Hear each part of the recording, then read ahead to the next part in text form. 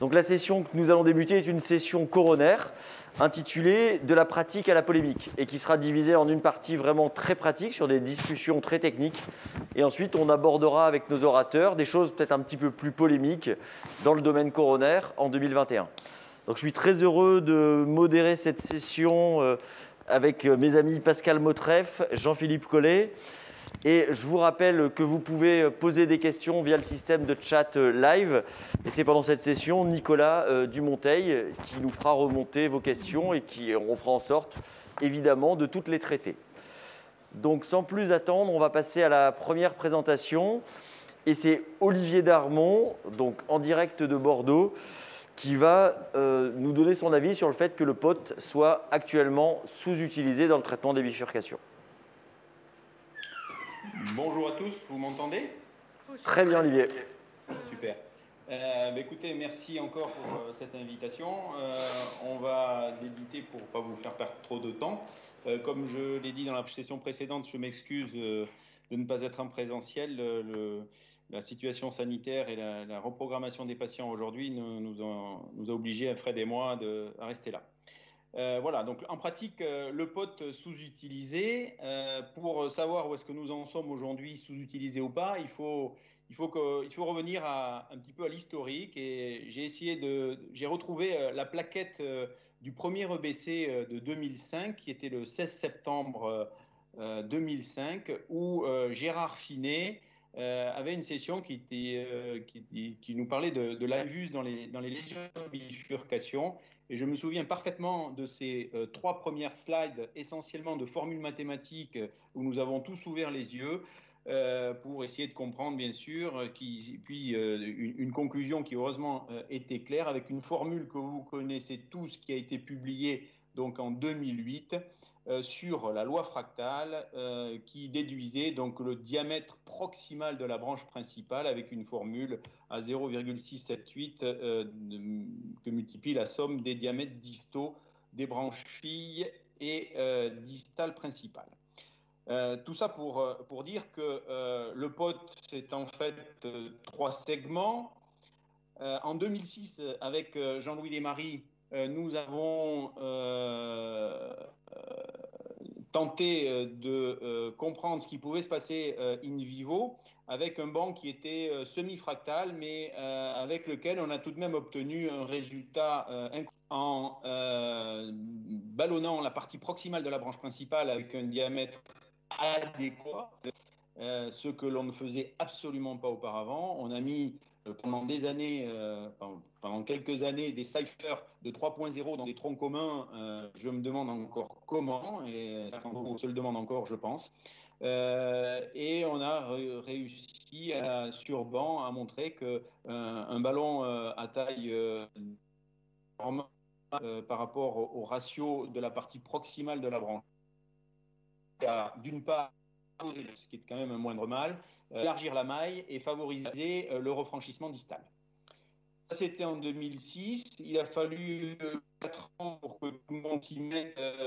En 2010, on avait les recommandations du consensus UBC qui disait mais pour faire un provision dans un premier temps, il fallait également faire un pot en choisissant un stent adapté au diamètre de la branche principale, la partie distale de la branche principale, puis de la poser sur la partie proximale avec un pot, et ainsi faire toute la philosophie, appliquer toute la philosophie du provisional, soit un T, soit autre chose, si la branche fille devait être traitée.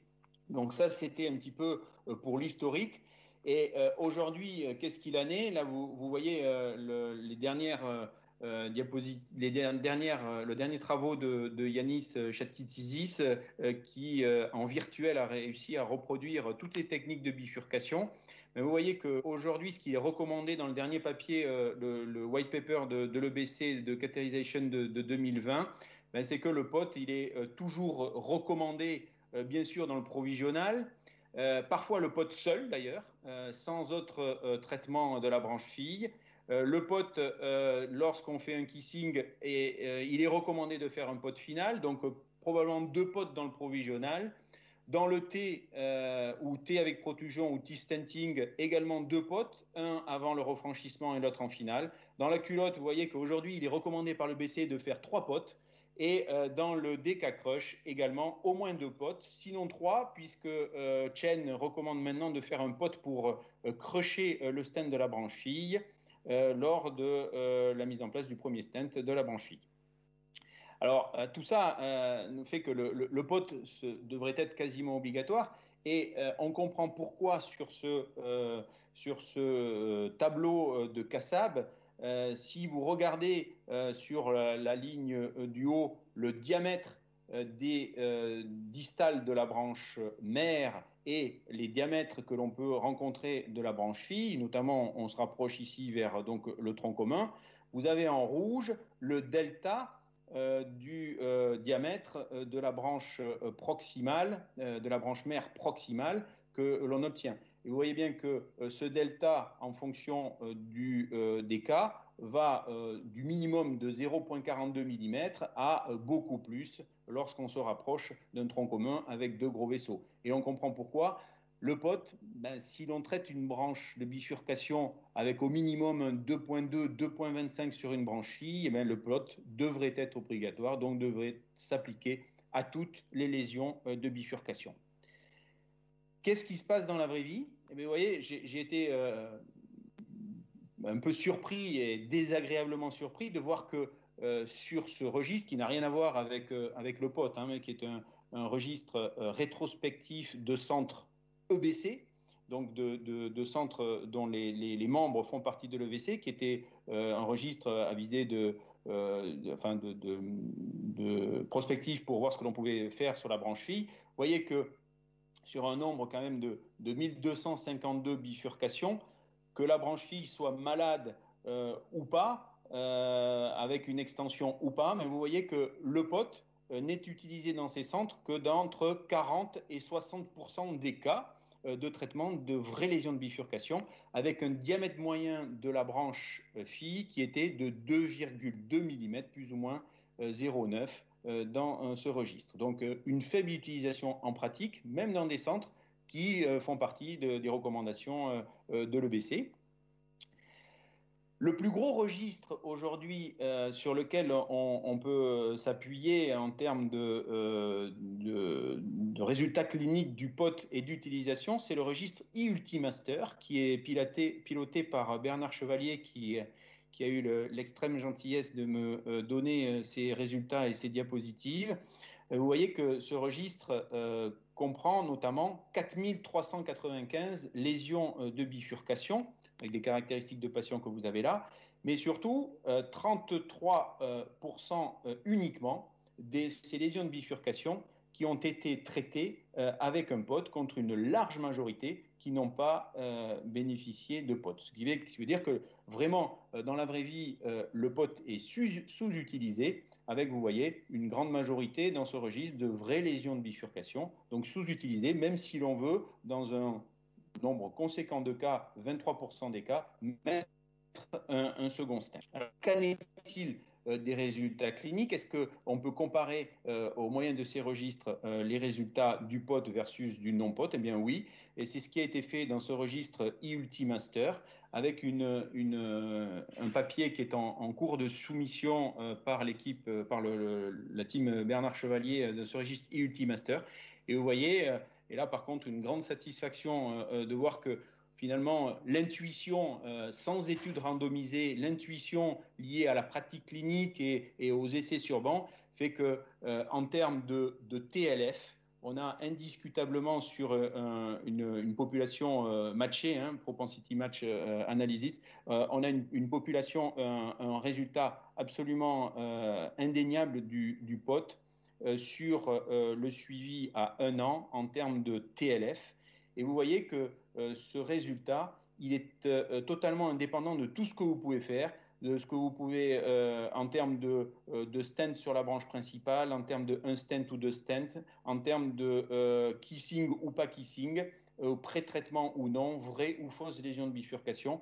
Le POT est toujours bénéfique, quelle que soit la situation et la technique que vous appliquez dans ce registre Ultimaster. On a un autre registre qui est relativement conséquent, mais qui est un petit peu plus vieux, avec une série de patients de 2003 à 2009 dans COBIS 2, donc qui est un registre coréen.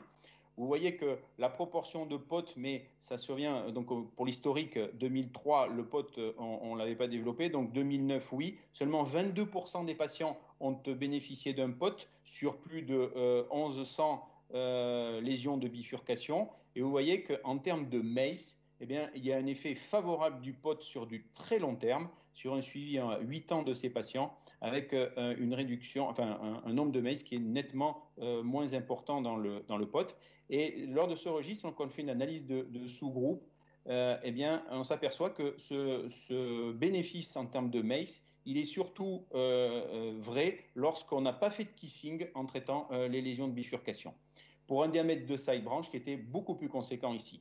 Enfin, qu'est-ce qui peut se passer lorsque le diamètre de side branch est plus important, notamment dans une lésion du tronc commun? Mais vous voyez que là encore, dans cette étude japonaise sur plus de 600 patients traités, pratiquement 600 patients traités en bifurcation du tronc commun distal, vous voyez que le POT a également un effet bénéfique essentiellement sur le TLR, la rosténose, de même que la couverture complète, et je pense que Thierry est dans la salle, ce que nous prônons depuis le tout début des registres Taxus, c'est-à-dire que la couverture complète de l'ostium a également un effet favorable sur la rosténose dans le tronc commun, comparativement au stent qui ne déborde pas jusqu'à l'ostium. Donc en conclusion, oui, le POT est largement sous-utilisé, alors qu'il est largement recommandé, je dirais. Oui, le POT me paraît peut-être plus important que le kissing en termes de résultats cliniques.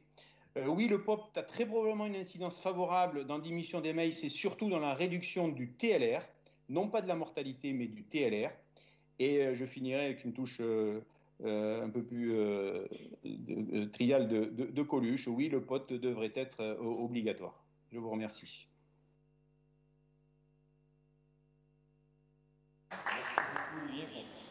Présentation très claire et très convaincante.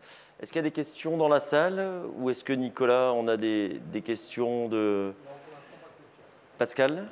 Bonjour Olivier, Pascal Motreff. D'abord merci et bravo pour tout ce que tu nous as apporté, notamment sur le POT. Moi j'aurais une double question technique. Est-ce que tu utilises un ballon non compliant pour ton POT? Et la deuxième question, très souvent on fait plusieurs POT. 2, Thierry nous a parlé de 3 même pour le DK Crush. Est-ce que tu utilises un ballon neuf pour refaire tes POT, pour éviter des compressions longitudinales ou, comme Gérard nous l'a montré, on sait que les tables de compliance sont malmenées quand on fait des inflations itératives. Est-ce que tu dépenses un deuxième ballon pour faire ton repot? Alors, salut Pascal, merci pour ces questions et merci pour ton commentaire. Le ballon de compliant, non compliant, c'est l'éternel débat. Moi, je pense qu'il faut appliquer un ballon qui est au diamètre du vaisseau principal. Alors, si il fait 3,7 et que tu prends un 3,5, il vaut mieux le prendre semi-compliant de manière à atteindre le diamètre du segment proximal, le diamètre réel. Après, je t'avoue qu'il y a, pour moi, je pense que le débat, il n'est pas là, il est surtout au bon diamètre. Il faut choisir le bon diamètre et le problème, c'est le diamètre intermédiaire entre le 3,5 et le 4,0, notamment dans le tronc commun, ou le 4,5. Lorsqu'on a un 0,25, c'est mieux peut-être, voilà. La deuxième chose, c'est que j'utilise toujours, excusez-moi, j'ai un message pour désactiver le partage d'écran. C'est mieux comme ça peut-être. J'utilise toujours le même ballon.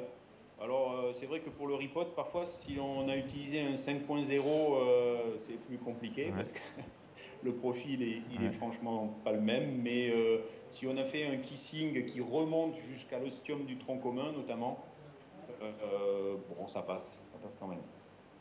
Voilà. Ouais, Thierry. Juste un détail technique, c'est si on réutilise le même ballon, et c'est ce que nous on fait aussi, souvent un semi-compliant. Quand c'est des gros ballons, on les gonfle dans le guiding cathéter avant de les introduire dans la coronaire, ce qui fait un reshaping du ballon et du coup il passe très facilement, ou enfin en tout cas beaucoup plus facilement. Donc il ne faut pas hésiter à faire ce reshaping dans le guiding cathéter. Je ne sais pas si Olivier le fait, mais je vois qu'il hoche la tête, donc il doit le faire aussi. Oui, tout à fait. On le regonfle à 3 atmosphères dans le guiding et en le déflatant. Et le reshaping, ça marche très bien. Ouais. Ouais, Jean-Philippe. Jean-Philippe Collet, je vois que tu nous as présenté des belles données, mais il n'y a que 50% des gens qui utilisent finalement le POT alors qu'on fait des bifurcations tous les jours. Alors, est-ce que tu penses que c'est parce qu'ils ne sont pas convaincus? Est-ce que tu penses qu'il faut une étude randomisée, que c'est faisable pour convaincre les gens qui ne sont pas convaincus? Parce qu'on a l'impression que c'est ça qui manque, quoi. Je pense qu'ils ne sont pas convaincus, ou alors qu'il y a des problèmes peut-être de coût de procédure, parce qu'effectivement, comme le soulignait Pascal, est-ce que tu utilises un seul ballon, 2 ballons, voilà, ça alourdit quand même le coût de la procédure, il faut un ballon supplémentaire. Je pense qu'ils ne sont peut-être pas convaincus. Par contre, moi, en ce qui concerne l'étude randomisée, aujourd'hui, je ne sais pas qui voudrait randomiser une étude dans le tronc commun avec POT versus non-POT. Moi, quand on voit les images d'OCT que nous a montré Pascal à maintes reprises, de stent mal apposé ou de stent croché parce qu'on est passé en dessous du stent et des choses comme ça, aujourd'hui, moi, je refuserais de participer à une étude randomisée sans faire un POT dans le tronc commun.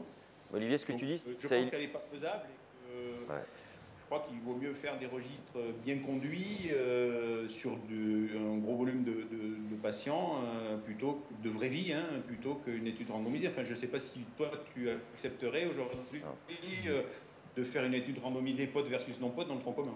Mais c'est ce que tu dis en fait, Olivier. À la limite, juste sur les données effectivement de registres, notamment le registre Ultimaster, là, ce que tu as donné Bernard. Mais c'est quand la communauté est vraiment convaincue par quelque chose, je pense que c'est un peu la limite des études randomisées, c'est-à-dire que c'est extrêmement compliqué. On a eu le débat, je crois que pour autre chose récemment, notamment pour la ponction sous écho, pour le TAVI, de savoir si est-ce qu'on est capable de revenir en arrière et de randomiser alors qu'on est convaincu finalement du bénéfice pour nos patients. Et je pense clairement aujourd'hui pour le POT, c'est plus possible. Je suis assez d'accord. L'intuition quand même, et puis la pratique, la simplification de la procédure avec le POT, enfin le refranchissement pour le kissing, les ballons, voilà, on aurait du mal, je pense, à revenir en arrière. Enfin, du moins en France, je pense, mais après en Europe. Merci beaucoup Olivier, merci de t'occuper des affaires domestiques et de nous avoir permis de profiter de Nicolas Boudou qui va nous parler de l'accès difficile aux branches. Merci Olivier. Salut Olivier. Bonjour à tous, merci WireTech pour cette invitation et au comité d'organisation. Je ne sais pas si on peut voir mes slides, a priori je pense que c'est bon. Voici mes conflits d'intérêts. Donc quand on parle d'accès difficile aux branches, je pense qu'il faut avoir en tête le problème d'angulation qui va induire des prolapsus de guide et l'incapacité à acheminer du matériel dans des lésions tortueuses. Et analyser une bifurcation dans sa complexité avec différents types de complexité et également l'extension des lésions qui peut être au-delà des bifurcations et qui nécessite également des matériels spécifiques en termes de franchissement. C'est pourquoi il faut parler, donc, c'est l'objectif du topo, des guides, des microcathéters qui peuvent également favoriser l'accès et des échanges de matériel. Donc ça peut être des microcathéters simples comme des microcathéters double lumière ou angulés. Je pense que les extensions de cathéters sont très importantes pour notamment acheminer des stents. Je ne parlerai pas en détail des techniques d'angioplastie à 1 ou 2 stents, mais c'est important aussi d'en avoir en tête. Et dans certaines situations dont je ne parlerai pas parce que c'est par manque de temps, l'échographie endocoronaire, la VUS peut être important, notamment dans les occlusions avec une branche fille qui n'est pas accessible visuellement due à parce qu'on ne la visualise pas. Et finalement, ça peut être l'AVUS qui peut nous aider à repérer également une branche difficile. Alors, pour être pratique, dans moi, la réflexion que j'ai, c'est d'abord, est-ce que la branche mère est pathologique? Est-ce que c'est une lésion de la branche mère complexe qui va me rendre difficile l'accès à la branche fille? Et un moyen de faciliter l'accès à une branche fille, ça va être de faire de l'atérectomie rotationnelle avec du rotablator qui va permettre d'élargir l'espace proximal sans induire de dissection, ce qui permet ensuite plus aisément de mettre un guide dans une branche fille pour ensuite réaliser une angioplastie. Cette technique, elle est, je pense, importante, le rotablator, pour favoriser des accès. Là, comme vous le voyez, c'est une trifurcation avec une bissectrice et une circonflexe qui est difficile d'accès. D'avoir réalisé une atherectomie au rotablator va permettre de créer un espace beaucoup plus large sans induire de dissection. Néanmoins, survient là un autre problème, c'est l'angulation importante pour permettre d'acheminer un guide en distalité dans la branche circonflexe. Donc là, c'était une époque où on n'avait pas les mêmes microcathéters que maintenant. Et comme vous le voyez, le guide que j'utilise pour aller dans la circonflexe, malgré une angulation, prolabe. La transition de lame du guide n'est pas suffisante. Le profil ne permet pas de progresser dans la tortuosité. Alors là, l'astuce que j'avais trouvée à ce moment-là, c'était d'utiliser un ballon d'occlusion, vu l'angulation importante, ballon d'occlusion qui est placé dans la branche en regard de la carène, ce qui permet d'empêcher le prolapsus du guide et de progresser en distalité afin de mettre, donc, comme vous le voyez, un guide en distalité et pour réaliser une angioplastie après qui devient conventionnelle avec des ballons et des stents. Alors maintenant, il y a d'autres techniques qui peuvent être utilisées, notamment avec les microcathéters. Mais avant ça, je voudrais vous parler de, à mon avis, une technique qui est intéressante qui s'appelle la reverse wire technique. Il y a différentes façons de la réaliser. C'est surtout quand vous avez une branche fille qui est pathologique avec une angulation très importante au-delà de, on va dire, 100 degrés. Et finalement, c'est un accès par un mouvement de retrait du guide qui permet d'y accéder. Donc le principe du reverse wire technique, c'est d'acheminer un guide avec une angulation très importante et au retrait du guide, vous arrivez à vous placer dans une branche fille. C'est en général difficile de faire ça avec un guide seul et il est préférable d'utiliser un microcathéter au moins simple lumière, mais sinon mieux double lumière, voire un thromboaspirateur pour ça. Alors pour vous expliquer un peu comment procéder, ce qui est important de comprendre, c'est comment acheminer un guide avec une angulation importante en aval de la lésion proximale sans induire de lésion traumatique avec un guide en boucle dans une artère pathologique. Alors, ce qui est recommandé, c'est qu'une fois que vous avez mis un des guides dans une des branches, à l'aide d'un microcathéter double lumière ou d'un thromboaspirateur, sur les 3 derniers centimètres, il faut une longueur suffisante pour ensuite pouvoir poursuivre votre angioplastie. Vous créez une deuxième angulation inversée en introduisant le guide à travers la valve, ce qui permet de faire cette technique où, par retrait du microcathéter, vous allez pouvoir placer le guide dans la bifurcation. Alors, des fois, ça peut être compliqué, mais je pense qu'il y a des limites à cette technique. Là, je vous montre un exemple où vous voyez cette angulation très importante.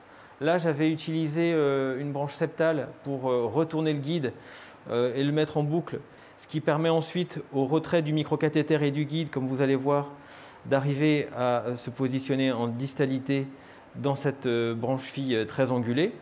Mais on se retrouve des fois dans un problème, c'est que vous avez un guide qui est en place dans une branche fille, mais ensuite, ce guide il est tellement déformé que acheminer du matériel, c'est-à-dire un ballon et un stent peut être très compliqué puisque vous avez votre guide qui a été complètement déstructuré en le préformant en boucle de telle sorte. Alors c'est vrai qu'on peut quand même y arriver, mais je pense qu'une des innovations pour franchir des angulations importantes maintenant, c'est l'apport des microcathéters avec une angulation, ce qui permet d'éviter un prolapsus du guide en cas de boucle très importante. Il y a différents types de microcathéters angulés. Vous en avez qui ont des angles de 45, 90 et 120 degrés, voire même le Venture qui est maintenant à nouveau à disposition, où par un mouvement de rotation du microcathéter, vous pouvez induire une angulation importante qui va vous permettre de vous mettre en face de la lésion à aborder et qui va aussi éviter justement ce problème de prolapsus du guide qui risque d'être éjecté vers l'autre branche. Alors bien sûr, une fois que vous avez fait ça, après le problème, ça va être d'utiliser un guide qui va avoir un support suffisant, C'est l'intérêt des microcathéters, c'est qu'une fois que vous avez franchi, vous allez pouvoir échanger avec un guide conventionnel ou avec un guide extra support pour justement acheminer votre ballon et vos stents. Je pense également que dans certaines situations, si vous avez des bifurcations avec une lésion complexe, longue de la branche mère proximale avant la bifurcation, avec par contre en distalité à proximité de la carène des lésions moins complexes, c'est important d'utiliser des microcathéters double lumière qui vont permettre, une fois que vous avez accédé à une des branches, que ce soit par voie antérograde ou rétrograde, en vous mettant en regard de la carène, là vous allez vous affranchir des complexités du franchissement proximal avec un deuxième guide qui est positionné dans la branche fille à l'aide du microcathéter double lumière, mais je ne vais pas rentrer dans le détail pour ce type de procédure. Je crois qu'il faut avant parler également des extensions de cathéter qui sont très importants pour acheminer du matériel en cas d'angulation importante. C'est important si on projette dans les utiliser, d'utiliser des cathéters guides assez larges qui peuvent être de 6F, 7F, voire 8F pour la simple et bonne raison que vous pouvez comme ça, avec un cathéter très large, garder un guide de protection dans une branche fille et ensuite faire progresser votre extension de cathéter.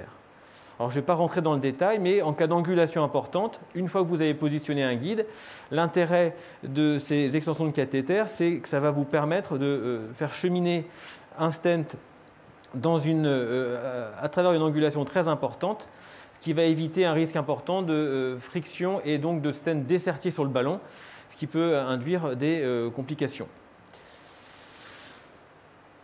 Ensuite, et je ne vais pas rentrer dans le détail, une fois que vous avez positionné vos guides dans des branches d'accès difficiles, il faut avoir planifié, je pense, en amont les stratégies possibles de bifurcation avec un ou deux stents. Faut-il mettre un stent de la branche mère vers la branche fille ou la branche principale en side provisional ou main provisional, et ensuite, après un pot, réaliser une technique avec un deuxième stent qui peut être un T, un TAP ou une double kissing culotte. Nous, on fait plus de double kissing culotte que des K-crush, mais je ne rentre pas dans le détail. Et en conclusion, je dirais juste qu'en cas de lésion complexe, il faut anticiper d'abord la voie d'abord et surtout la taille du cathéter guide. Je pense que ça doit être au minimum du 6F, mais dans certaines situations, le 7F, voire exceptionnellement le 8F peut être utile. Il faut avoir plusieurs guides avec des profils suffisants pour progresser dans des tortuosités et franchir des lésions complexes. Les microcathéters sont indispensables, au moins simple lumière. Dans certaines situations, des doubles lumières ou des thromboaspirateurs peuvent être utiles si on veut utiliser des techniques particulières comme le reverse wire technique. Pour acheminer des stents, les extensions de cathéter sont, à mon avis, indispensables. Et bien évidemment, il faut maîtriser et avoir une stratégie de bifurcation avec un ou deux stents pour pouvoir finaliser la procédure. Je vous remercie. Merci beaucoup, Nicolas. Certainement des questions dans la salle. Pascal, des questions qui nous sont parvenues de collègues. Nicolas, donc tu le mettais dans ta diapositive de fin, mais est-ce que tu peux revenir et peut-être repréciser là-dessus? Un jeune collègue à nous demande, quand tu utilises un microcathéter angulé ou un double lumière, que tu as besoin éventuellement de trapper après pour un échange, est-ce que tu peux le faire ça en 6F ou il faut obligatoirement du 7 French? Alors pour l'exemple que j'ai montré, c'est mieux, moi si je fais du 6F, pour faire un échange, j'utilise une extension de guide pour pouvoir faire l'échange. Sinon, pour faire un trapping avec un ballon d'ancrage qui va être gonflé dans le cathéter pour piéger le guide et retirer le microcathéter, c'est mieux d'avoir du 8F, puisque la courbure de la distalité du guide fait quand même pas mal de friction et peut faire sauter le guide. Donc c'est important de soit avoir une extension de guide, soit avoir du 7F pour le réaliser. D'accord. Et une autre question d'un autre collègue qui débute son expérience avec le rotablator et qui a été un petit peu effrayé par les images que tu as montrées au début. Donc on peut fraiser dans une branche fille d'une bifurcation complexe avec du rotablator sans risquer une occlusion aiguë consécutive. Il faut que ce soit fait, à mon avis, avec pas trop de tortuosité. Parce que dans mon expérience, c'est uniquement les grosses tortuosités qui peuvent induire des dissections au rotablator. Mais s'il y a une atérectomie qui est faite dans une bifurcation vers une branche puis l'autre, sans aucune inflation au ballon, il n'y a pas de risque de dissection puisque le rotablator ne fait qu'une abrasion des lésions calcifiées et glisse sur le tissu sain, donc il n'y a pas de problème. Est-ce que tu as un guide privilégié pour le reverse wire technique? Non, j'utilise plutôt des guides conventionnels hydrophiles. Je pense que tout ce que vous utilisez ça peut être des Sion Blue, des run-through, des pilotes, ça peut être utilisé, mais il faut être prudent, même des BMW, je pense, sur le fait que la distalité du guide peut être traumatique. Donc j'ai tendance à utiliser des guides assez peu agressifs. Et je trouve que la grosse difficulté, c'est d'avoir une partie reverse assez longue pour qu'une fois que le guide a franchi la boucle, on puisse acheminer un ballon et un stent. Et c'est pour cette raison-là qu'en général, moi, je préfère vraiment essayer d'abord avec un microcathéter angulé. C'était ma question. Dans l'algorithme, Nicolas, tu vas faire d'abord reverse wire et ensuite angulé ou double lumière ou Non, moi je vais faire d'abord le microcathéter angulé, mais j'ai juste voulu, moi dans mon topo, montrer les étapes de réflexion et de processus qu'on pouvait utiliser. Mais moi, depuis que j'ai les microcathéters angulés dans le cathé, ça va être ça que je vais utiliser en première intention. D'accord. Parce que tu considères que c'est plus safe que le reverse wire, par exemple? Oui, parce que la grosse difficulté, quand on veut faire ces techniques-là, mais même avec un microcathéter angulé, ça va être s'il y a une lésion subocclusive de la branche mère. Et donc, un guide en boucle peut induire une dissection quand on l'a franchi en antérograde. Et un microcathéter angulé peut manquer d'espace pour que sa courbure puisse se mettre en regard de la lésion. Donc, ça peut être l'intérêt d'utiliser soit du rotablator, voire exceptionnellement un petit ballon, qui risque d'aggraver la lésion sur la branche fille, mais qui permet de mettre un microcathéter vraiment en regard, un microcathéter angulé vraiment en regard pour acheminer un stent. Okay. Très bien. S'il n'y a pas d'autres questions, on remercie beaucoup Nicolas Boudou de Bordeaux. Et puis on va accueillir Géraud Souterrain de Clermont-Ferrand qui va nous parler de rotablator ou de shockwave. Donc par l'intérieur ou par l'extérieur. Merci beaucoup à tous pour cette invitation qui me fait très plaisir de partager avec vous ce topo. Donc on m'a demandé de vous parler du shockwave et du rotablator et de voir un petit peu comment on peut choisir dans nos pratiques quotidiennes. Vous voyez, je vous ai mis 3 lésions calcifiées différentes et on va essayer de voir ensemble comment on peut choisir entre ces 2 techniques, dont le shockwave qui est arrivé très récemment dans nos salles de cath lab. On sait tous que les lésions calcifiées sont vraiment une des limites de notre pratique au quotidien, avec à peu près 10% de nos angioplastiques qui sont sur des lésions calcifiées, notamment des calcifications très sévères, avec des résultats qui sont suboptimaux par rapport aux lésions classiques, notamment avec un risque de thrombose et de rosténose qui est beaucoup plus important, lié essentiellement à la sous-expansion des stènes qui peut résulter de ces calcifications. Alors, on a vu tout à l'heure les chiffres, notamment de rotablator, et Didier nous a montré qu'il y avait maintenant pratiquement 1000 shockwave qui ont été réalisés en 2020 et un tout petit peu moins de rotablator dans l'année, 4800. Mais vous voyez qu'entre 2010 et 2020, on a pratiquement doublé le taux de rotablator dans nos centres et avec l'arrivée du shockwave, on a une alternative encore à ce rotablator. Alors ce qui est intéressant aussi, c'est qu'on sait que l'imagerie de nos salles de chronographie reste suboptimale pour évaluer de manière précise ces lésions calcifiées. Et l'imagerie endocoronaire, je pense, a toute sa place également pour avoir une stratégie plus précise. 3 éléments sont à prendre en compte, notamment sur l'OCT ou l'IVUS. L'épaisseur des calcifications de plus de 500 microns, une longueur de plus de 5 mm et un angle de calcification de plus de 180 degrés. Et vous voyez dans cette belle étude publiée en 2018 que lorsqu'on a ces 3 critères associés, un tiers des stents sont sous-expandus avec une sous-expansion de plus de 70%. Donc du coup, c'est vraiment des éléments importants à prendre en compte. On sait qu'on a un arsenal thérapeutique important pour traiter ces lésions calcifiées dans nos centres. Et récemment, qui a été validé en 2017 avec le marque HCE, le shockwave est arrivé, qui est d'une onde de choc sonore, qui a comme principal intérêt d'avoir un impact sur les tissus durs comme le calcaire en préservant les tissus mous. Lorsqu'on compare le shockwave et le rotablator, vous voyez que c'est 2 techniques, et vous le savez très bien, qui sont très différentes l'une par rapport à l'autre, avec chacune des avantages et des inconvénients. Le principal intérêt du rotablator reste bien sûr les lésions qui ne sont pas franchissables au ballon. On a comme limite du rotablator le fait que ce soit un guide spécifique par rapport à nos guides classiques qu'on a l'habitude d'utiliser, avec des diamètres de fraise qui vont de 1,25 à 2,5 mm, alors que le shockwave peut aller jusqu'à 4 mm de diamètre. Par contre, la longueur d'utilisation du shockwave est de 12 mm. Alors on peut bien sûr le faire sur plusieurs lésions cibles, mais ça reste une des limites de la technique. Je vous ai mis ici deux imageries endocoronaires, après rotablator et après shockwave, pour bien comprendre un petit peu comment marche chaque technique. Vous voyez ici une lésion calcifiée de l'IVA avec l'OCT avant utilisation de rotablator et après le rotablator qui va vraiment entraîner une tunnelisation finalement de la lumière. Et on comprend très bien que le rotablator sur des lésions de très gros calibre n'aura guère d'intérêt puisqu'il n'arrivera pas à abraser la lésion calcifiée.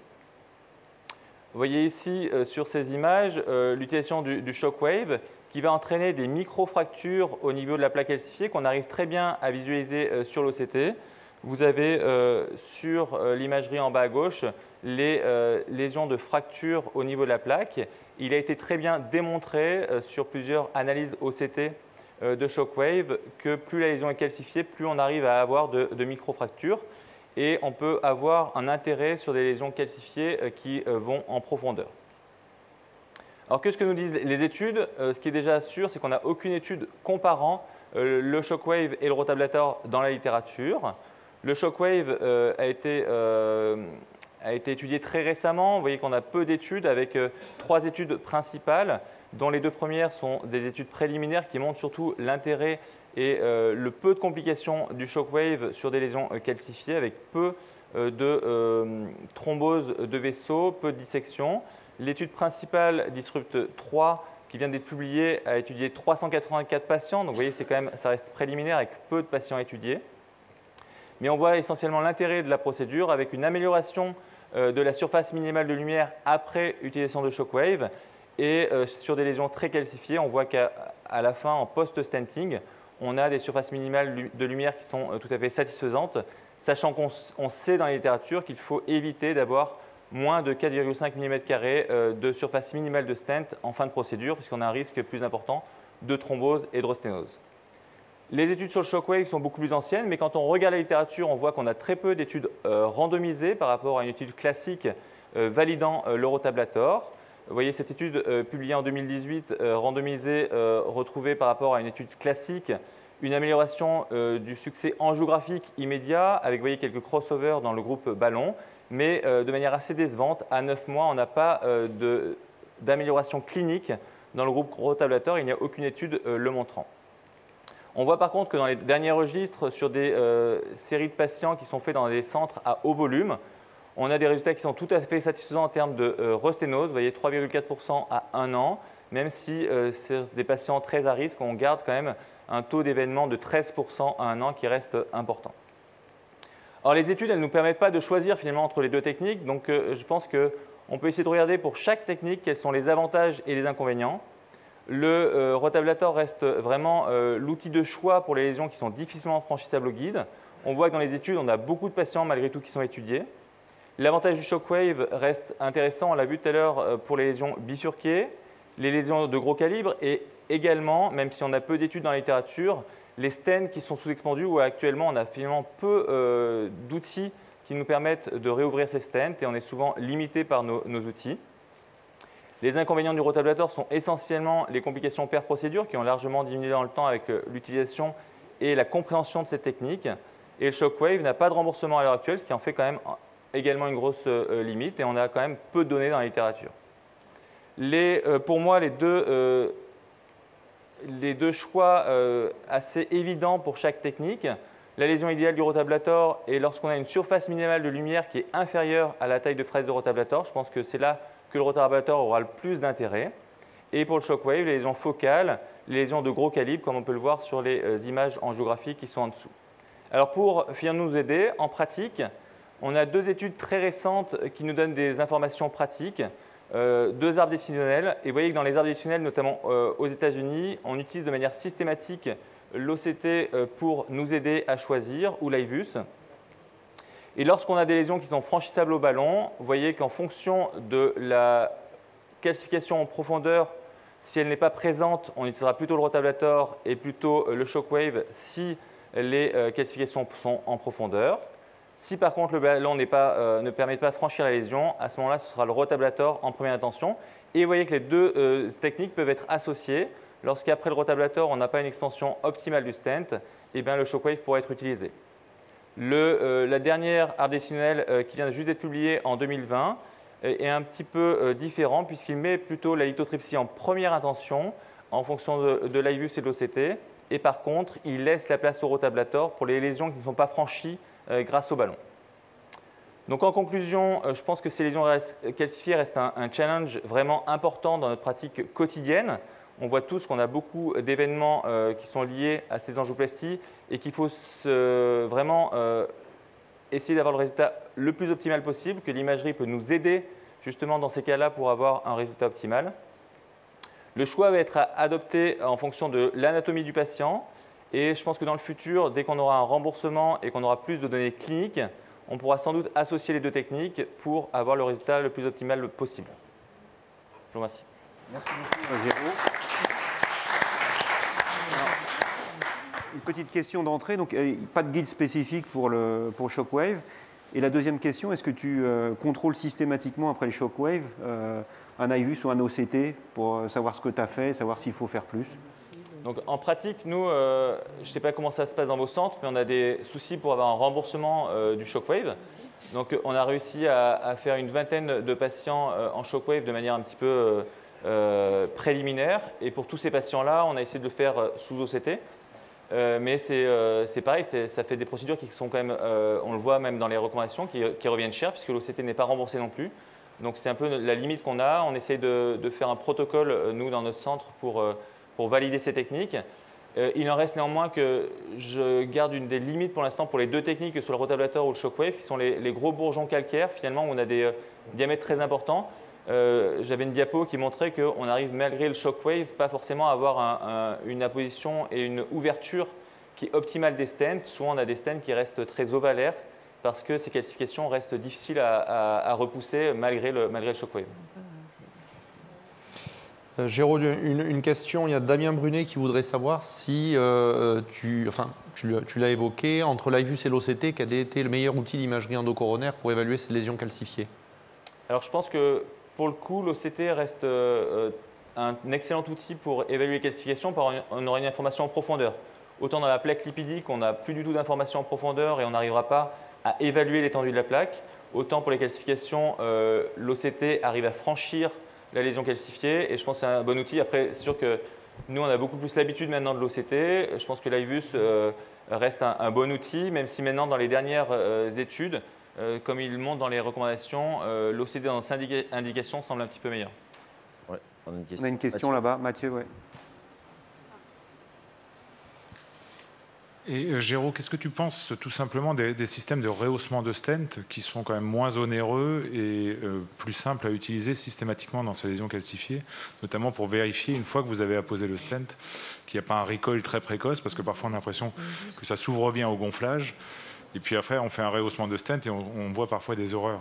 Est-ce que ça a été évalué, ça, un petit peu, versus l'IVUS ou l'OCT dans les lésions calcifiées, tu sais ça? Je pense que ça n'a pas été évalué. Par contre, je pense que c'est effectivement un outil qui doit être utilisé de manière systématique. On a, avec Pascal, il n'y a pas longtemps, traité un patient qui a eu une resténose intra-stent et son stent était ouvert à 1,5 mm. Et je pense que s'il avait été évalué effectivement avec les rehaussements de stent, on l'aurait vu sans doute. Et ça évite effectivement de laisser des patients avec des stents qui sont complètement sous-expandus en fin de procédure. Hakim ? Je voulais savoir s'il y avait des données sur le scanner pour aider justement en amont du choix de la technique, savoir si effectivement les calcifications circulaires, etc., pouvaient orienter vers une technique plutôt qu'une autre. Alors c'est vrai que nous, on a très peu d'expérience du scanner dans notre centre. Je n'ai pas vu de publication en tout cas sur le sujet. C'est vrai que notamment sur les calcifications qui nous embêtent le plus, qui sont circulaires, ça pourrait être une donnée importante d'évaluation, mais je ne sais pas si beaucoup de patients auront un scanner systématique en amont. Ou alors, si jamais tu prévois finalement ta procédure, tu pourrais éventuellement parce que notamment le rotablator, il y a beaucoup de procédures qui sont faites en 2 temps, et tu pourrais effectivement le mettre dans ton screening de patient. Ouais. Et Géraud, tu peux nous donner le coût du Shockwave par rapport au Rotablator? C'est à peu près le même ordre de procédure, le même ordre d'idée ou... Je crois que le coût est très différent en fonction des centres et des partenariats que tu peux obtenir. Nous, ça coûte 1 200 € par procédure le Shockwave. Donc si tu rajoutes ça plus l'OCT, ça fait des coûts de procédure qui deviennent très importants. Géraud, dans ta conclusion, tu sembles dessiner le portrait robot de la lésion idéale pour le Rotablator. C'est plutôt l'occlusion calcifiée que tu n'arrives pas à franchir au ballon. Shockwave, ce serait plutôt une calcification profonde sur un gros vaisseau. Est-ce que tu n'as pas peur que les études dont tu nous as parlé, avec une imagerie préalable, vont être source de biais total? Parce que la lésion élective au Rotablator, c'est celle que tu ne pourras jamais franchir en IVUS ou en OCT. Oui, tout à fait. C'est une des limites. Et on voit bien que c'est pour ça que je pense que ça va être difficile de faire des études comparatives entre les deux techniques à cause des critères anatomiques de choix finalement des outils. Pour rejoindre ce que dit Pascal, finalement, on a l'impression que le infranchissable, c'est Rotablator, et le indilatable, là, on peut faire de l'imagerie et décider un peu entre les deux, quoi. Exactement. Ok, bah merci beaucoup, Jérôme. On va passer à la présentation suivante. Et c'est Thomas Ovas de Massy qui va nous expliquer un petit peu quelle boîte à outils il faut avoir pour faire une CTO Antegrad. Thomas. Bonjour à tous, merci beaucoup pour l'invitation. Donc, le matériel minimum pour aborder une CTO Anterograd. Donc, qui dit nouveau matériel dit nouvelle problématique. Quel va être son coût, le stockage que ça va nécessiter dans nos salles de KT. Est-ce que je vais l'utiliser souvent? Est-ce qu'il est vraiment indispensable? Et donc, si on prend effectivement la liste un petit peu exhaustive de tout ce qui se fait comme matériel un petit peu dédié CTO, vous risquez de vous fâcher avec votre surveillante ou votre pharmacienne assez rapidement si vous ne faites pas un tri. Et donc, la solution, bien sûr, de cette problématique, c'est de faire une sélection intelligente qui va vous permettre de faire la plupart de vos CTO Anterograd avec un stock raisonnable et un bon roulement du matériel qui va être utilisé de manière régulière pour éviter toute péremption. Et bien sûr, et c'est pour moi peut-être le point le plus important de cette présentation, c'est du matériel qui va aussi vous servir pour des procédures non CTO dans votre activité de tous les jours. Alors si on commence avec le matériel pour la CTO Anterograd, du matériel que vous avez déjà probablement, qui va permettre de gérer des complications, c'est un kit de drainage, du matériel qui vous permet de contrôler la CT, de savoir la quantité d'iode que vous injectez, bien sûr avoir un œil sur les rayons X délivrés et du matériel pour traiter les perforations qui peuvent être des coils ou des stents couverts. Ensuite, les guiding cathéters. Donc, bien sûr, quand on fait de la CTO, on aime bien avoir un bon support passif et il faut raisonnablement se poser la question d'avoir des cathéters qui sont plus que du 6F, donc en pratique du 7F. Le 8 ne me paraît pas être dans le matériel minimum pour faire de la CTO Anterograd et qui va vous permettre d'avoir le support et d'utiliser les techniques adaptées à la CTO, notamment l'utilisation de plusieurs microcathéters ou de faire du trapping facilement. En fait, ces guiding 7F, il ne vous en faut pas beaucoup. Il vous faut une extra backup pour la coronaire gauche, à minima 3,5 et 4 en fonction de la taille du patient, 3,75 si vous voulez adapter un petit peu plus. Et pour la droite, une AL1 et une 3DR et éventuellement une AL 0,75 qui peut être intéressante chez certains patients. Ces guiding, vous allez pouvoir les utiliser facilement pour l'angioplastie non CTO, notamment sur les troncs communs, où ça va être un vrai bénéfice quand vous avez deux gros vaisseaux, que vous savez que vous allez avoir un POT avec un très gros ballon, que vous allez avoir des kissings avec des gros ballons. Donc c'est faisable en 6F, amener un ballon de 3,5, un ballon de 4, mais ça va frotter fort et ça va rendre la procédure et les manipulations du cathéter un petit peu plus agressives. Et donc vous serez beaucoup plus à l'aise avec un 7F. Dans l'infarctus, avec une grosse charge thrombotique, des fois on est content de pouvoir aspirer avec un système 7F. Et donc là aussi, on est content d'avoir ces guidings-là. Les microcathéters sont bien sûr indispensables. Ils vont permettre le support, un contrôle du guide, le franchissement, l'échange de guide pour passer d'un guide qui est potentiellement agressif dans la distalité à un guide plus sympathique, de faire des micro-injections Pour l'antérograde, vous n'avez besoin que de 135 cm. Donc, si vous ne faites que de l'antérograde, vous demandez que des microcathéters de 135 cm. Je vous ai entouré les différents microcathéters que vous pouvez prendre pour commencer l'antérograde. Si vous développez ensuite la rétrograde, vous pouvez avoir des microcathéters de 150 et éventuellement même que des microcathéters de 150 cm qui vous permettront de faire l'antéro et la rétro. Pour moi, les microcathéters sont devenus indispensables dans la pratique quotidienne. Là aussi, c'est la même chose. Ils vont vous apporter du support, le contrôle, le franchissement de lésions complexes, d'artères tortueuses, d'accès aux side branch. On l'a vu juste avant avec Nicolas. Ils vont vous permettre des échanges de guides, notamment si vous voulez faire du rotablator, mettre un guide extra-support et faire des injections distales quand la distalité n'est plus visualisable, soit dans un infarctus, soit dans le cadre de dissection ou de lésions extrêmement serrées. Les guides, bien sûr, il y a des guides dédiés pour la CTO et les guides que vous devez avoir en matériel minimum sont au moins un guide de tracking des microchenaux. Donc là, je vous ai mis l'exemple du Fielder XT qui peut être un XTA, XTR, un Fighter suivant vos préférences et qui vont permettre de cheminer dans les microchenaux en drillant ce guide avec bien sûr un microcathéter. Et ce guide-là, vous allez également pouvoir l'utiliser en non-CTO sur des lésions complexes. Quand vous avez une dissection coronaire, que vous avez envie de récupérer la vraie lumière, pour passer à une maille de stent un peu difficile, aborder une branche fille avec une angulation importante, c'est des guides qui sont potentiellement utilisables tous les jours.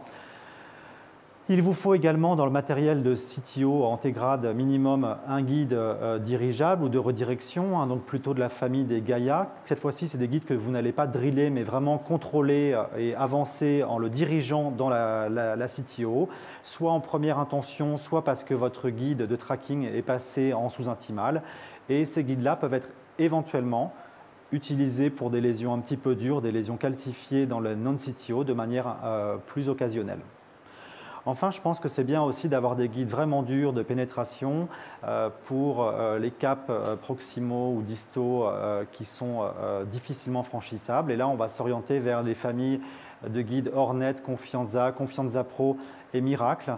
Et j'aimerais bien vous dire que c'est des guides que vous allez pouvoir utiliser tous les jours pour autre chose. Mais là, malheureusement, c'est des guides qui sont purement dédiés à ces indications. Les ballons, il faut bien sûr, il n'y a rien de plus frustrant que de réussir à passer une CTO et de rien passer derrière. Donc il faut les meilleurs ballons. Ensuite, chacun a ses préférences. C'est indispensable. Il faut le savoir, pour les très bons ballons de petite taille, souvent un meilleur profil que les microcathéters. Il existe maintenant des ballons de 1 mm, voire 0,8 mm, et qui sont utilisables, bien sûr, en angioplastique pour vos lésions complexes. Extension de cathéter, on en a parlé aussi. Alors, je ne l'ai pas mis en indispensable, mais pour moi, c'est indispensable. Je le mets là de manière presque indispensable. Il va augmenter le support du microcathéter, vous permettre le franchissement grâce au ballon. Il devient extrêmement important quand vous allez attaquer les CTO rétrogrades parce qu'il va vous permettre de raccourcir la distance entre vos deux guidings, faciliter, diriger la localisation du reverse cart et faciliter l'externalisation. Et l'extension de cathéter, on en parle de plus souvent dans de plus en plus de topos à high-tech et je pense que ça devient un élément indispensable de la salle de cathé que vous allez utiliser tous les jours, là aussi, pour augmenter le support, voire aller déposer des stents exactement où vous voulez, avec des artères qui sont en amont assez tortueuses et qui vont vous permettre des franchissements difficiles, qui sont utilisables dans les bifurcations pour franchir des mailles. Donc c'est pour moi l'extension de cathéter, un élément qui devient indispensable dans la salle de cathé. Pour l'injection de cathéter, vous faites attention à bien régler les débits une fois que vous êtes dans la coronaire.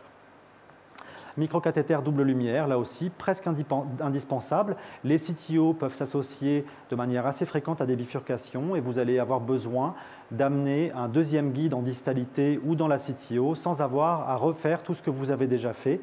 Les doubles lumières sont extrêmement intéressants pour ces indications. Et dans la non-CTO, on l'a vu, vous l'utilisez pour les accès difficiles, les tortuosités, franchissement de mailles, retrouver la vraie lumière en cas de dissection coronaire, éventuellement fenestration dans les SCAD.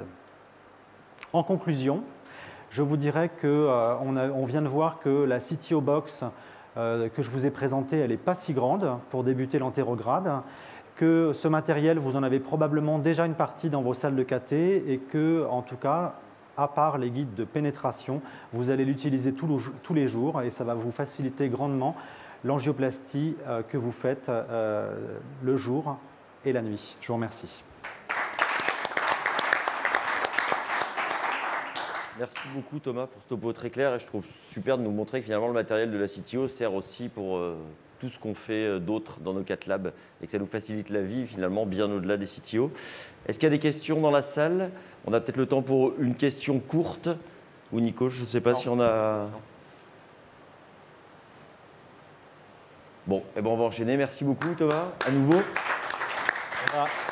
On va enchaîner avec le chapitre des polémiques. J'ai le plaisir de présenter Martine Gillard. Ça va être croustillant puisque le premier auteur est à ma gauche. On t'écoute. Ça commence bien. Ouais. Tu mets la pression. Contrôle là. Donc en effet, je vais essayer de passer, de voir avec vous. Alors ça se passe. Voilà. Je vais essayer de voir avec vous.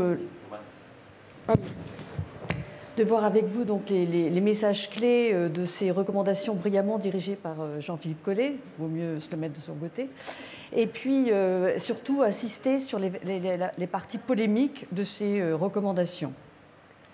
Alors, on va voir d'abord les différentes étapes et d'abord on va insister sur la phase diagnostique.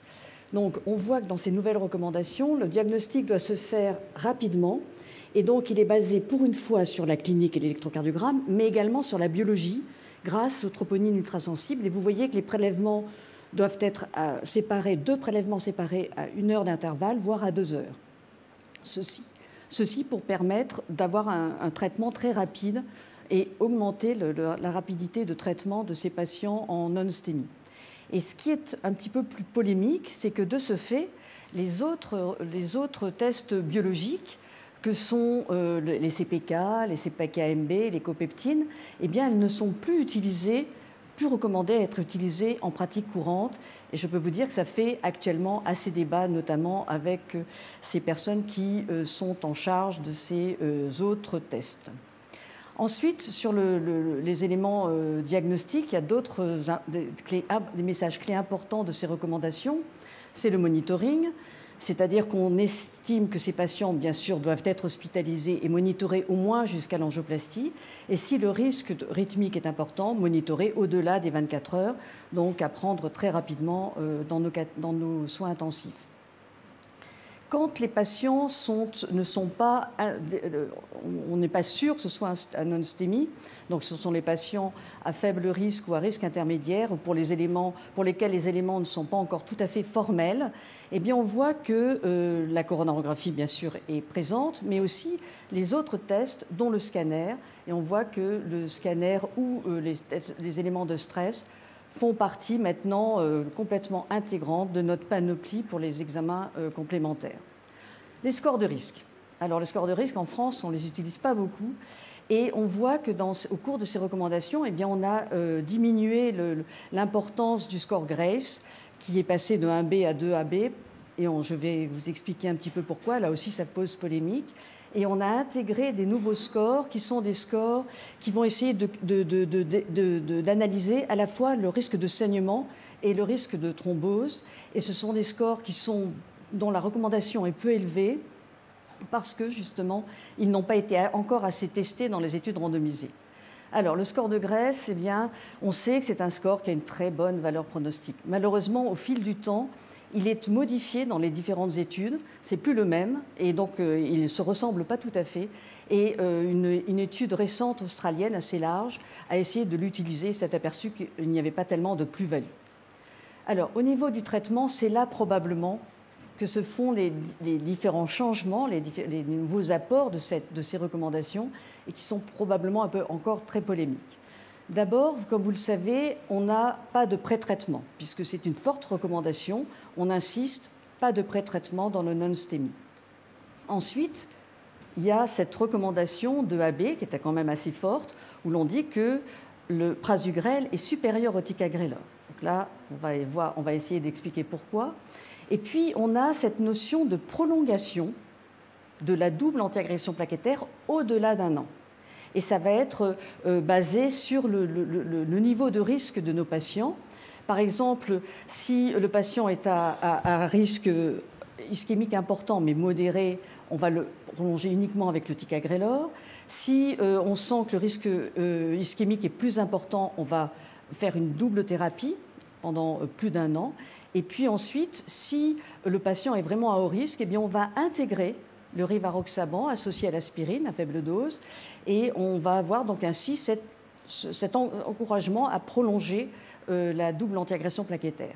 Et puis enfin, on a l'intégration de la désescalade quand on utilise des nouveaux antiagrégants, enfin qui sont plus nouveaux maintenant, mais le ticagrelor ou le prasugrel pour le désescalader en clopidogrel.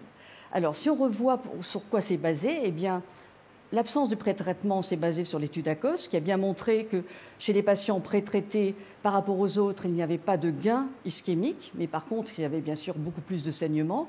Et ça a été confirmé par ces larges registres suédois qui sont vraiment très importants et qui nous ont montré là encore que le fait de pré-traiter un patient, donc sur plus de 60 000 patients, n'entraînait pas d'amélioration sur le plan ischémique, mais par contre entraînait une augmentation du saignement. Prasugrel, supérieur au ticagrelor, ça fait beaucoup de bruit. Eh bien, c'est basé sur l'étude ISAR REACT 5 qui montre bien dans cette étude à 1 an une supériorité sur les critères de mortalité globale, de SCA-ST+, d'AVC, que le prasugrel semble faire mieux que le ticagrelor. Donc, on l'a intégré dans ces nouvelles guidelines sous la forme d'un 2AB.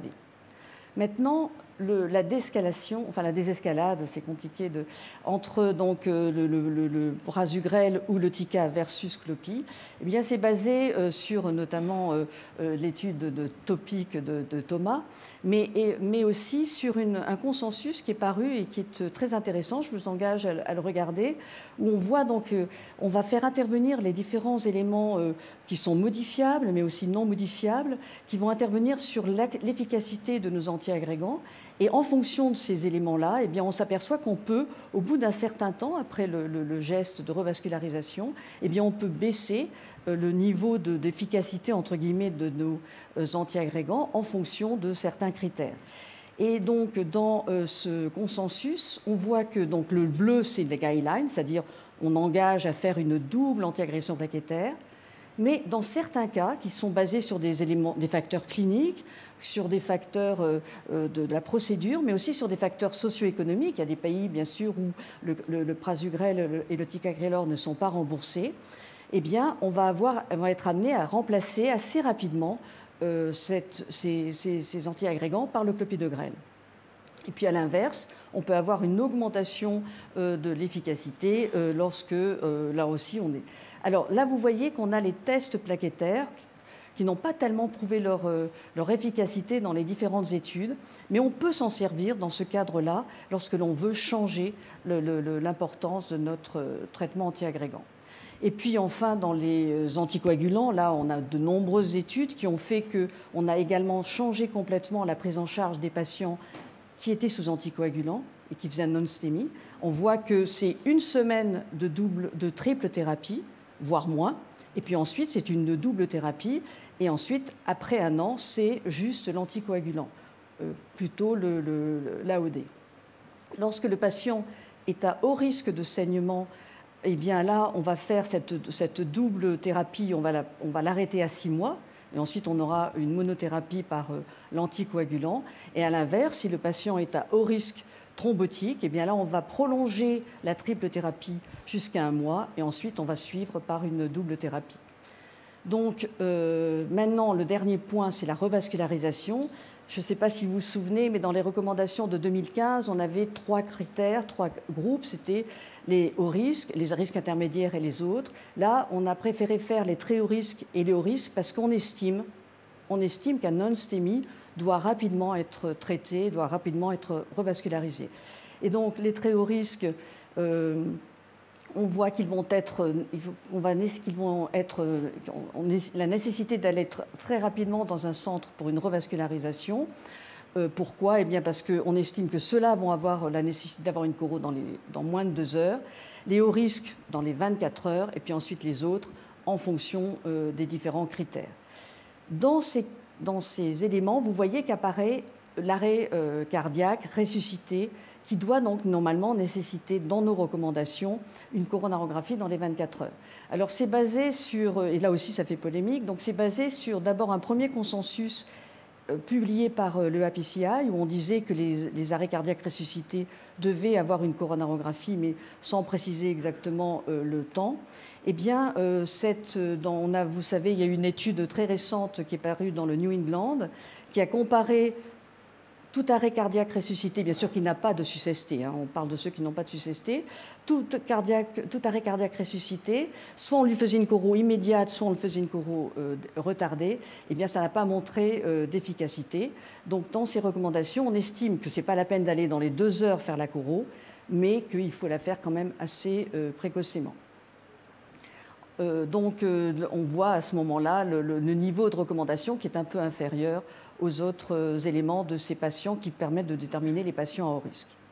Donc les messages clés, eh bien, vous voyez, donc c'est une prise en charge qui doit être très rapide, qui est basée sur l'association clinique ECG troponine ultrasensible, avec un monitoring ECG qui est revalorisé. On dégrade un petit peu le score Grace et on intègre des scores, mais avec un faible niveau. On a dans le traitement antithrombotique pas de pré-traitement, prasugrel supérieur à TICA et une réduction de la trithérapie à 1 semaine dans la majorité des cas. Et enfin, dans la revascularisation, cette fameuse stratification en très haut risque et en haut risque, avec la nécessité d'une revascularisation pour les très hauts risques à 2 heures et dans les autres dans les 24 heures. Voilà, merci beaucoup pour votre attention. Merci beaucoup Martine pour cette très belle lecture critique. On ne mesure peut-être pas assez la chance qu'on a dans notre spécialité d'avoir chaque mois de septembre des recommandations très précises. Et on sait que l'adhésion à ces recommandations est quand même un gage de meilleure prise en charge. Est-ce qu'on a des questions, Nicolas? Moi, j'en aurais une à te soumettre. Finalement, on s'aperçoit qu'il faut faire une choro dans les 24 heures pour la plupart de ces patients. C'est ce qu'on voit dans nos pratiques. C'est fini de temporiser la fin d'un week-end, un lundi matin pour ces rajouts. Et ça a bouleversé un peu nos week-ends. Alors, c'est pour ça que, en fait, bon, on engage, mais on laisse quand même toujours la possibilité, en fonction du niveau de risque des patients, on laisse la possibilité de le faire, de retarder un petit peu la prise en charge. Mais on incite quand même à les faire dans la journée qui suit. Avec la troponine qui qualifie de le haut risque, c'est vrai qu'avec les nouvelles troponines, très souvent, finalement, les patients doivent être faits dans les 24 heures si on suit les recos. Exactement. Et c'est vrai que le vendredi soir ou le samedi soir, il faut venir le lendemain matin. Alors, on peut se permettre de faire la troponine, faire les 2 prélèvements séparés par 3 heures, dans le cas où vous n'avez pas vraiment d'élévation de la troponine, mais vous avez vraiment le tableau clinique parfait. Donc là, vous pouvez vous permettre de refaire un dosage à 3 heures. Oui, parce que vous avez vu, il y a 3 couleurs dans ces recos. Il y a, comme le feu tricolore, il y a vert, orange, rouge. Donc vert, c'est les malades qui ont une probabilité d'événement grave à moins de 0,5%. Donc même s'ils ont un tableau typique d'Angor, ils peuvent sortir, avoir une prise en charge avec un scanner, etc. Donc il ne leur arrivera rien. Ensuite, vous avez les rouges, c'est simple, c'est 60%. Et vous avez les intermédiaires, eux, ils sont à 15% de risque. Et ces 15% de risque, c'est de la troponine hypersensible. Et parfois, on ne peut pas conclure entre 0, 1 et 2 heures. Et ce qu'on leur dit, ces malades, il faut les garder, parce que c'est souvent ceux avec lesquels, en fait, on leur dit, vous rentrez à la maison, ils font un infarctus et ils reviennent après. Et c'est les malades avec qui on a des problèmes. Et donc, cette troponine hypersensible, elle permet de faire ça. Elles ont été très bien évaluées dans des études sur plus de 1000 malades, avec pour chaque kit, je veux dire, les valeurs seuil super bien déterminées, donc c'est très carré, quoi. Oui, Géraud, il y a une question. Merci beaucoup Martine pour ton topo. Et dans les antiagrégants plaquettaires, il y a quelques centres qui commencent à utiliser le Cangrelor. Est-ce que tu l'utilises? Est-ce que tu y trouves une place ou pas? Ouais, nous on ne l'utilise pas, donc on l'a évoqué dans les recommandations, mais on ne l'a pas gradé parce qu'on n'a pas assez de recul. Alors, il est 2B dans les recos, mais typiquement, c'est les malades qui n'arrivent pas pré-traités. Et en fait, on essaie d'éliminer le diagnostic de maladie coronaire. On tombe sur une vilaine lésion qu'on veut traiter. Bon, nous, on fait du Cangrelor. On fait une ampoule, ça coûte 300 €. Tu la laisses couler 2 heures, tu fais la dose de charge après, et puis 2 heures après, tu arrêtes, quoi. Mais Martine, ce que tu dis, autant maintenant le haut risque complexifie nos week-ends. Par contre, que ce soit marqué noir sur blanc que l'arrêt cardiaque sans sus-ST ne doit pas être fait immédiatement, ça a un peu simplifié nos nuits quand même. Hein. Exactement. Donc finalement, ça s'équilibre. Ça s'équilibre. Bon, on va enchaîner. Merci beaucoup, Martine. Alors maintenant, on va appeler Guillaume, qui est là de Nîmes, qui va nous parler d'une good old drug, God, aspirine. Forever or not. Merci. Merci Jean-Philippe. Alors attends, je vais essayer de récupérer mes diapos. Oula. Oula là, je suis parti dans tous les sens là. J'arrive pas à revenir en arrière en fait. Voilà, hop. Bonjour à tous. Donc, on va parler d'aspirine. Est-ce que la fin de l'aspirine... Voilà, j'aimerais... Ah pardon, je n'avais pas vu, c'est moi qui fais des bêtises. Voilà, excusez-moi. Donc, on a vu l'histoire de l'angioplastie. Je crois que l'histoire de double anti-agrégation plaquettaire est aussi une très longue histoire. Et si on revient en arrière sur l'histoire de cette double thérapie, on voit qu'il y a eu des modes, il y a eu des succès, il y a eu des échecs.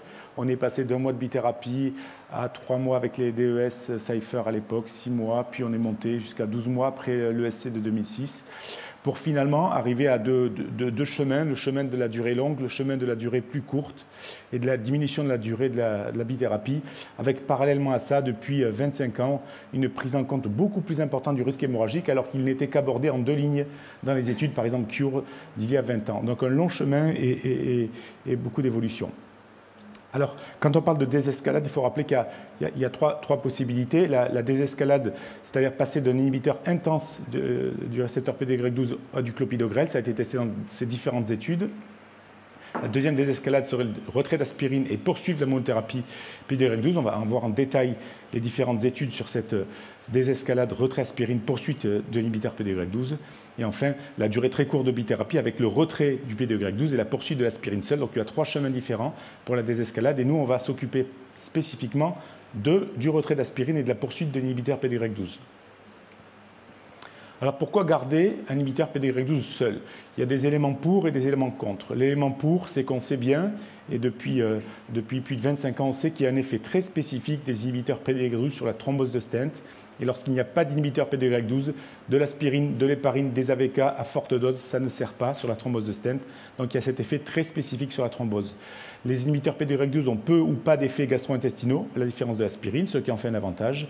Et enfin, il n'y a pas de résistance biologique avec le prasugrel ou le ticagrelor. Les éléments contre l'utilisation de l'inhibiteur PDY12, c'est que cette résistance biologique au clopidogrel existe, même si sa traduction clinique reste plutôt modeste dans les grandes études, notamment les études où on a modifié la dose de clopidogrel. Alors on va regarder 4 études relativement récentes qui se sont intéressées dans une population assez large, assez peu sélectionnée, au retrait de l'aspirine et à la poursuite de l'inhibiteur PDY12. Quelques données d'ensemble, on voit que globalement on est sur des durées entre 1 et 3 mois. La drogue utilisée peut être soit du clopis, soit du ticagrelor, mais aussi du prasugrel, notamment dans STOP-DAPT. Et on voit ce qui est important, c'est le pourcentage d'ACS, trop ou plus, qui est variable entre les études, avec le maximum TICO 71%, on va détailler ça, et 25% pour les autres études, 25 à 30% pour les autres études. Première étude japonaise, 3000 malades, STOP-DAPT 2, une étude où au bout d'1 mois, on a arrêté l'aspirine et poursuivi l'inhibiteur PDY12 qui était majoritairement du clopidogrel mais un peu de prasugrel. Globalement, cette étude a combiné les critères ischémiques et hémorragiques. Elle retrouve une non-infériorité très largement atteinte, une supériorité atteinte, mais ça a été évidemment très tiré par la réduction des événements hémorragiques, mais il n'y avait pas de prix à payer en termes d'événements ischémiques. Donc, première étude publiée en 2020, très intéressante sur cette monothérapie au bout d'1 mois après l'angioplastie. Deuxième étude qui nous vient aussi d'Asie, mais cette fois-ci de Corée, une étude donc Smart Choice, c'est à peu près 3000 malades aussi, c'est 3 mois de bithérapie, au bout de 3 mois, on arrête l'aspirine, on poursuit la monothérapie par inhibiteur PDY12 qui était majoritairement du clopidogrel. Et là aussi, on a le même type de résultats, moins de bleeding en bas et pas de surrisque à payer ischémique dans les limites d'une étude de 3000 malades. Troisième étude, l'étude Twilight, donc une étude sélectionnée avec des patients à la fois au risque ischémique et un petit peu au risque hémorragique, mais les gros critères de risque hémorragique n'étaient pas présents. Au bout de 3 mois, on arrête donc l'aspirine, on poursuit le ticagrelor en monothérapie. On voit donc une diminution nette des événements hémorragiques sans prix à payer sur les événements ischémiques dans cette étude à nouveau à 3 mois et avec 100% de ticagrelor et environ 30% de salame coronarien aigu dans cette étude. Et enfin, la dernière, TICO, donc c'est toujours avec du ticagrelor. On arrête toujours à 3 mois l'aspirine. On poursuit le ticagrelor seul. Et dans cette étude-là de Corée du Sud, il y a beaucoup de syndrome coronarien aigu. Il y a des stémies, près de 25% de stémies, 70% de syndrome coronarien aigu. Des critères combinés ischémiques hémorragiques. Et là aussi, une étude très drivée par la réduction des événements hémorragiques sans prix à payer sur les événements ischémiques. Et ici, les événements hémorragiques majeurs qui ont été largement diminués, vous voyez, c'est très significatif. Alors, comment on s'y retrouve avec toutes ces études? Donc, il y a une méta-analyse qui a pris en compte ces plus de 30 000 malades. Il y a plusieurs méta-analyses d'ailleurs sur le sujet. Ça, c'est une de l'European Heart Journal. Et donc, cette méta-analyse arrive à la synthèse suivante. Lorsqu'on poule toutes les études d'arrêt précoce à 1 mois ou 3 mois, ou même d'arrêt du clopidogrel pour les études donc avec poursuite de l'aspirine, on voit que globalement, lorsqu'on arrête précocement, à 1 mois ou 3 mois, on réduit d'environ 40% le risque hémorragique. Et il n'y a pas de prix à payer. Sur la thrombose de stent, il y a un trend, mais ce n'est pas significatif. Rien sur décès, MI ou stroke.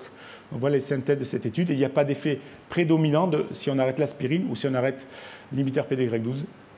Donc il n'y a pas d'effet prédominant. Donc il y a à peu près les résultats qui vont dans le même sens dans cette grande méta-analyse. Alors, il y a 2 études à venir qui me semblent intéressantes. La première, c'est le STOP-DAPT 3, toujours d'Asie. Cette fois-ci, c'est que des ACS et il n'y aura pas du tout d'aspirine, du tout. Donc, il n'y en aura que... il n'y a pas du tout d'aspirine. Il y a peut-être qui va couvrir simplement l'angioplastie, puis l'arrêt de l'aspirine précoce et l'utilisation uniquement en monothérapie du prasugrel. Une étude très intéressante, 3000 patients. Et Target First, une étude sur donc les patients stémie et stémie avec MVD et revascularisation complète. Une DAPT d'1 mois, puis une monothérapie par inhibiteur PDY12 isolé, clopidogrel, ticagrelor ou prasugrel, versus le standard of care. Alors, on ne peut pas parler d'aspirine sans revoir ce que nous a montré Martine sur les recommandations et je ne résiste pas à vous remontrer pour le dessin de l'étude aquatique, avant l'aquatique, excusez-moi, c'est pour vous parler de... Excusez-moi, je suis allé trop vite dans ma tête. Donc, avant de vous parler, ce qui est rare, c'est rare, mais des fois ça m'arrive. Avant de vous parler de ça, juste pour revoir l'aspirine et l'absence d'intérêt d'aspirine, on a tous cette crainte au bout de 12 mois de se séparer d'aspirine. Et on a cette crainte qui peut être en partie fondée. Lorsqu'on regarde la sous-étude Augustus PCI, on voit que dans cette sous-étude, dans les 30 premiers jours qui suivent l'angioplastie, on voit que finalement, il y a quand même un trend avec une réduction des événements ischémiques lorsqu'on utilise l'aspirine par rapport au placebo. Donc cette crainte qu'on a spontanément, elle est quand même retrouvée sur l'étude Augustus. Et c'est pour cette raison-là que les guidelines ont autorisé 30 jours de bithérapie lorsque le risque ischémique, enfin de triple thérapie lorsque le risque ischémique est élevé. Voilà, je ne résiste pas à vous montrer donc, le dessin de l'étude aquatique, étude française que nous pilotons avec Martine et Gilles Lemel au niveau national, qui va essayer de montrer si l'aspirine, 1 an après l'angioplastie, est toujours nécessaire chez les patients anticoagulés. On a besoin de tous les centres pour randomiser. On est presque à 200 patients, il nous en manque plus que 1800 pour finir l'étude. Voilà. En conclusion, je crois que le risque de thrombose de stent a considérablement diminué. Il est possible de se passer précocement de la bithérapie après stent actif. La monothérapie, après 1 mois, réduit le risque hémorragique très nettement. La monothérapie immédiate, est-ce que c'est pour demain? On verra ce que nous donnent les résultats de STOP-DAPT 3. Mais il ne faut quand même pas oublier qu'il reste des patients à haut risque ischémique et qui doivent nécessiter d'une intensification du traitement au long cours. Merci beaucoup. Merci beaucoup, Guillaume. On a vraiment peut-être le temps pour une question très très courte avant de passer au topo suivant. Je ne sais pas, Nico, si on a une... Non, rien du tout. Eh ben alors, je pense qu'on peut enchaîner. Merci beaucoup, Guillaume. Alors, on a commencé un petit peu soft avec les polémiques avec Martine et Guillaume, mais quand vraiment ça devient plus compliqué, en général, on demande à Bernard. Et donc, Bernard Chevalier, après avoir fait Orbital il n'y a pas longtemps, va traiter de la polémique, si on peut appeler ça, autour de l'étude Ischemia. Merci Thomas, bonjour à toutes et à tous. Alors effectivement, Orbita avait déjà fait le buzz concernant le rôle de l'angioplastie. Et la nouvelle étape, donc, c'est Ischemia, qui compare non pas seulement l'angioplastie, mais la revascularisation versus une stratégie conservatrice. Donc un critère primaire qui est décès cardiaque, infarctus, arrêt cardiaque et réhospitalisation pour engin instable ou insuffisance cardiaque, et qui montre donc l'absence de supériorité avec ce croisement des courbes aux alentours de 2 ans, dont on espère qu'il va continuer à progresser. Il faut s'arrêter sur le design de cette étude. Ils ont essayé de faire bien, contrairement à Orbita où il y avait beaucoup de biais dès le départ, volontaire ou involontaire, je ne sais pas. Mais là, ils ont essayé de faire bien en prenant au départ 4 façons de rentrer les patients sur des critères ischémiques, scintigraphie, PET scan, écho de stress, IRM de stress.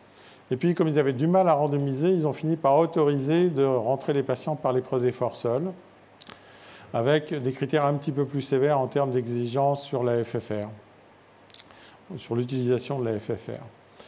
On voit que malgré tout, dans cette cohorte de patients donc, ischémiques, on perd 16% de patients qui en fait ne sont pas ischémiques, jugés par le Core Lab, et puis on perd 14% de patients qui n'ont pas de lésion au scanner, puisque le scanner était chargé de faire un rôle de triage. Mais uniquement 3/4 des patients ont eu un scanner en fait.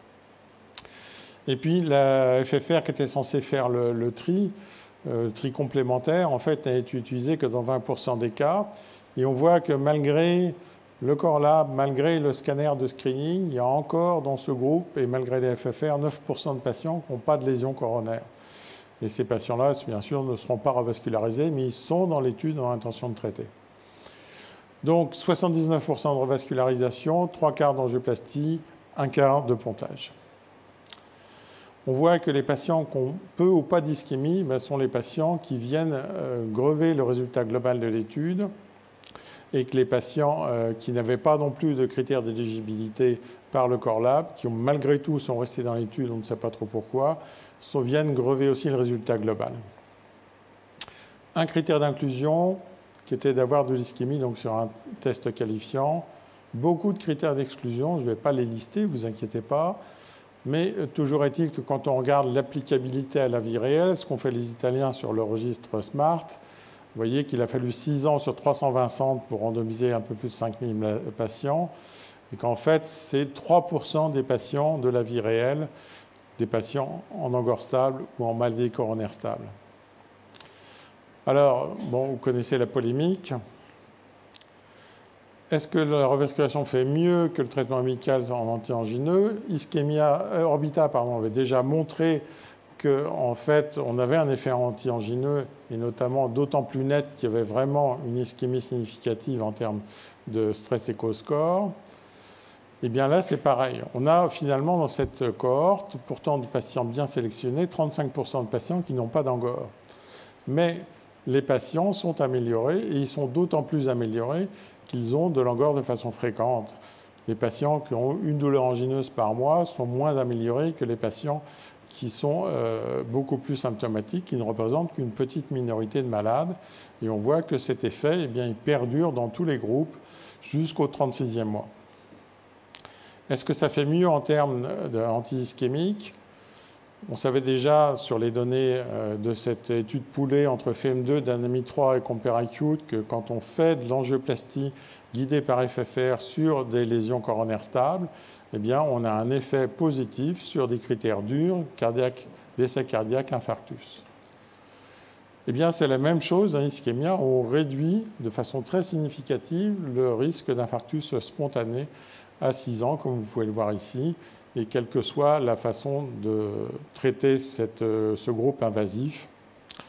Une différence très importante vis-à-vis du groupe conservateur qu'on retrouve dans la méta-analyse de Bangalore qui inclut ischémia parmi les études cliniques. Sur la mortalité, pour l'instant, les études, les méta-analyses sont négatives. On a une petite tendance d'effet positif dans ce sous-groupe d'ischémia qui sont les patients qui sont en insuffisance cardiaque à l'inclusion ou qui ont une dysfonction ventriculaire gauche, en sachant qu'il y avait quand même une limite qui était 35%, une limite basse. Ce qui est sûr, c'est qu'avec le temps, quand on regarde dans la méta-analyse de Bangalore au fil du temps, les études comparatives entre revascularisation ou stratégie conservatrice initiale, on n'a pas beaucoup d'effets au fil du temps sur les décès cardiovasculaires, mais au fil du temps, on s'améliore de plus en plus sur la réduction de l'infarctus avec la revascularisation, comme vous pouvez le voir, avec une tendance qui est vraiment très sympathique. Est-ce qu'on peut faire mieux que ça? Je pense que les leçons d'ischémia qu'il faut tirer, c'est qu'on a, à mon sens, comme disent les auditeurs, 3 pistes de progrès. Le premier, c'est avant l'angioplastie, c'est de bien conserver la chaîne de causalité entre la sténose, le retentissement hémodynamique, la présence d'une ischémie myocardique et les symptômes. Quand on garde sur une lésion coronaire cette chaîne de causalité, et la FFR est cruciale pour y arriver, on a de fortes chances d'être efficace sur les symptômes du patient. Et c'est un point important que soulignait dans cet éditorial la PI de l'étude Orbita. Le deuxième point, c'est le pendant. Ce qui grève les résultats d'ischémia, c'est l'infarctus périprocédural, dont on sait qu'il a potentiellement un effet délétère également sur la mortalité. On le retrouve dans l'analyse séparée des infarctus récemment publiée fin décembre 2020 dans ischémia, où on voit que les infarctus périprocéduraux ont un impact sur la mortalité au suivi, à condition d'utiliser la définition CPK-MB. Et si l'on utilise la deuxième définition utilisée dans l'ischémia, qui est basée sur la troponine, l'impact de l'infarctus périprocédural disparaît sur la mortalité. Ce qui ne veut pas dire qu'il ne faut pas réduire le taux d'infarctus périprocédural et faire mieux, notamment dans les bifurcations et les CTO, qui sont deux pourvoyeurs importants d'infarctus périprocéduraux. Et le dernier point, c'est l'après. Il est frappant de voir la qualité de suivi des patients dans l'étude d'ischémia. Vous voyez qu'ils sont inclus avec un LDL cholestérol moyen de 0,83. Ils finissent à 1 an à 0,64.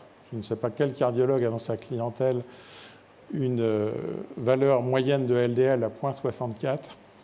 Probablement pas beaucoup.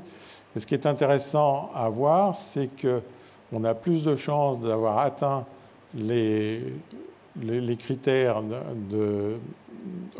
qui sont nécessaires dans l'étude d'ischémia si l'on n'est pas blanc, si l'on n'est pas une femme, si on a une prescription de statine à haute dose, et surtout, et c'est la même chose pour l'hypertension, si on vit aux États-Unis comparé au reste du monde. Ce qui veut dire qu'on peut aussi améliorer les résultats de nos patients en améliorant leur suivi. Je vous remercie de votre attention. Merci beaucoup Bernard. Est-ce qu'il y a des questions? Je ne sais pas si Nicolas, si on a... Non. Oui, on a une question de Patrick. Merci pour ce super topo. Ma question est, tu as parlé de la séquence des événements, Langor et relié Langor aux lésions. Qu'en est-il des patients asymptomatiques chez qui on prévoit un dépistage systématique, notamment la population diabétique? Quel est ton avis sur cette question? Alors c'est une bonne question, effectivement, parce que les recommandations ne sont pas extrêmement claires sur l'importance de faire un dépistage systématique chez le patient diabétique à la recherche d'une ischémie myocardique. À ma connaissance, les dernières recommandations n'étaient pas tellement favorables sur cette approche.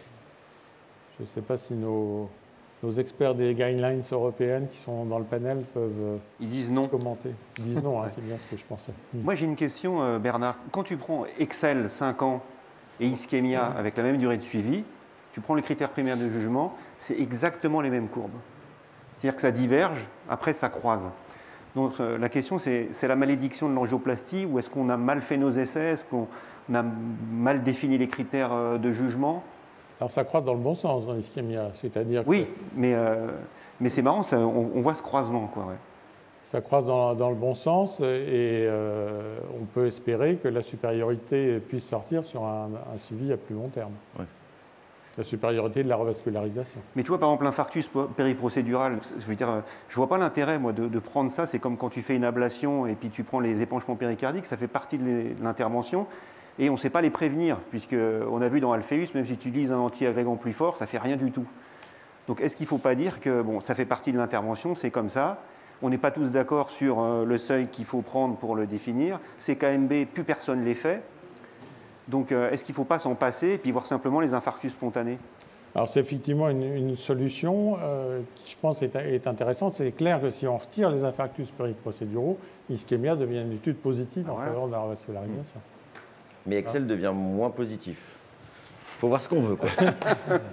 Bon, ben merci beaucoup Bernard. Après une petite pause déjeuner, on se donne rendez-vous ici à 2h10. Et la même chose pour vous qui êtes connectés depuis chez vous. On se retrouve à 2h10 pour la session Ta vie de ce high-tech live. Bon appétit.